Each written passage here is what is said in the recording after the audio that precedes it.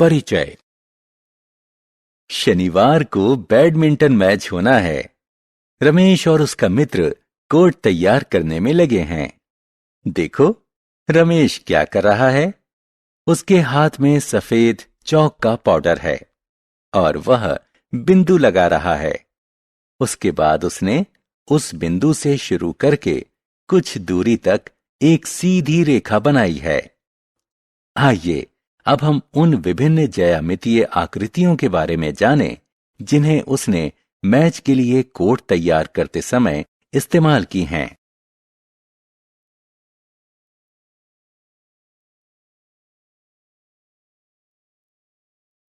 उद्देश्य।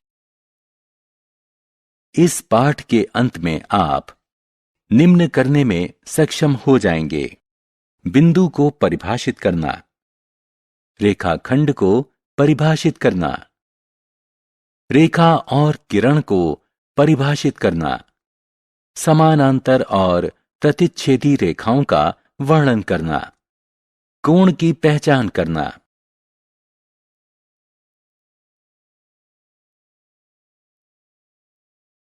बिंदु। अंग्रेजी के वाक्य के अंत में फुल स्टॉप पूर्ण वाक्य को निर्दिष्ट करता है। फुल स्टॉप एक बिंदु होता है जो कि विमा रहित आकृति है।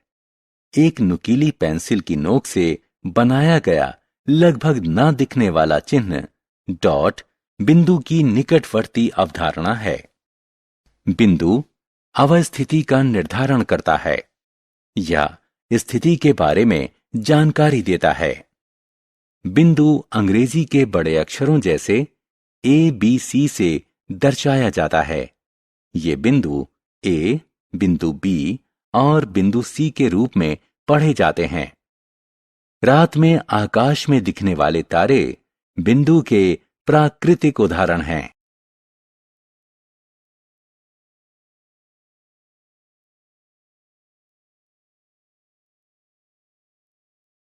रेखाखंड।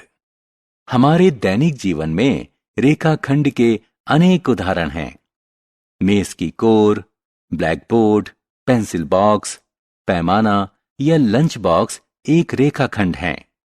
एक कागज लें, इसे मोड़ें और उसके बाद इसे फिर सीधा करें।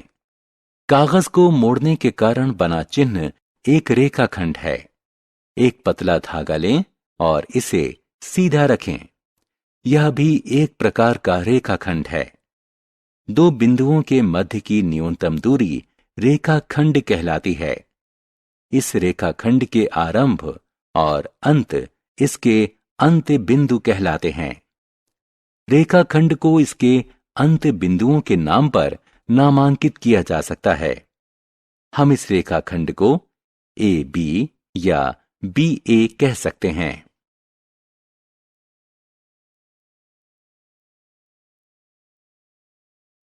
रेखा। जब किसी रेखाखंड के अंत बिंदुओं को दोनों दिशाओं में असीमित दूरी तक विस्तारित किया जाता है, तब यह रेखा बन जाती है। कागज पर रेखा को निरूपित करने के लिए हम रेखाखंड के दोनों सिरों पर तीर के निशान लगाते हैं। आप इसे निरूपित करने वाले दो बिंदुओं के ऊपर एक लाइन बनाकर भी इसे निरूपित कर सकते हैं। उदाहरण के लिए AB। सामान्य रूप से रेखा एक अक्षर इत्यादि L, M, N से भी दर्शाई जाती है। हम रेखा या रेखाखंड को दो बिंदुओं से निरूपित कर सकते हैं। यह जानना भी रोचक है कि एक रेखा में अनंत बिंदु होते हैं।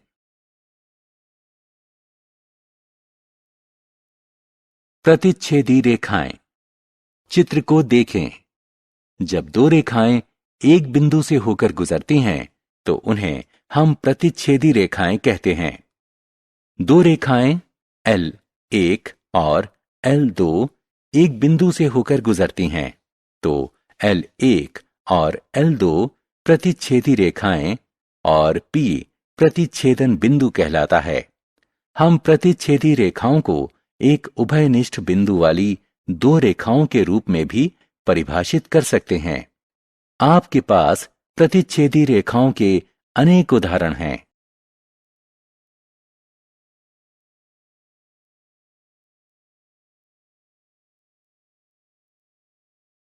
समानांतर रेखाएं एक प्रकार की रेखाओं का समूह जो एक दूसरे को प्रतिच्छेदित नहीं करती हैं।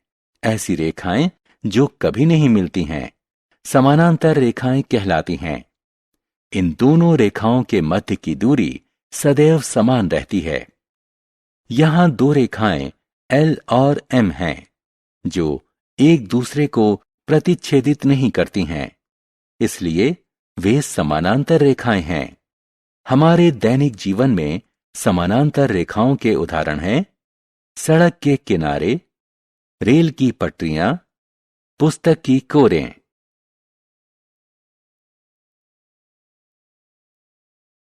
किरण को समझना। हमने रेखाखंडों के बारे में सीखा। क्या होगा यदि हम एक अंत्य बिंदु स्थिर रखें और दूसरे अंत्य बिंदु को विस्तारित करें? इस प्रकार निर्मित आकृति का कोई नाम क्या होगा? हां, इसे किरण कहते हैं। आप इसे सूर्य की किरण मान सकते हैं। ज्यामितीय रूप से हम इस स्थिर बिंदु को मूल बिंदु यानी प्रारंभिक बिंदु और इसके विस्तार को यात्रा की दिशा कहते हैं। हम किरण को भी दो बिंदुओं, प्रारंभिक बिंदु और तीर से पहले दूसरा बिंदु के रूप में निरूपित कर सकते हैं। कोण। आइए अब हम कोण के बारे में जानें। अलमारी या बक्से का खुला हुआ दरवाजा एक कोण बनाता है। गणितीय भाषा में जब दो किरणें एक उभयनिष्ठ बिंदु से शुरू होती हैं, तब हम कह सकते हैं कि एक कोण का निर्माण हुआ है। दिए गए कोण में किरण AP और AQ का उभयनिष्ठ बिंदु A है। कोण बनाने वाली दो किरणें उस कोण की भुजाएं कहलाती हैं। कोण बनाने वाली किरणों का उभयनिष्ठ अंत्य बिंदु कोण का शीर्ष कहलाता है। कोण को PAQ नाम दिया जाएगा। ध्यान रहे कि कोण के शीर्ष को दर्शाने वाला अक्षर सदैव बीच में लिखा जाता है। दिखाए गए चित्र में कोण का आंतरिक और बाह्य भाग अलग अलग रंगों से दर्शाया गया है।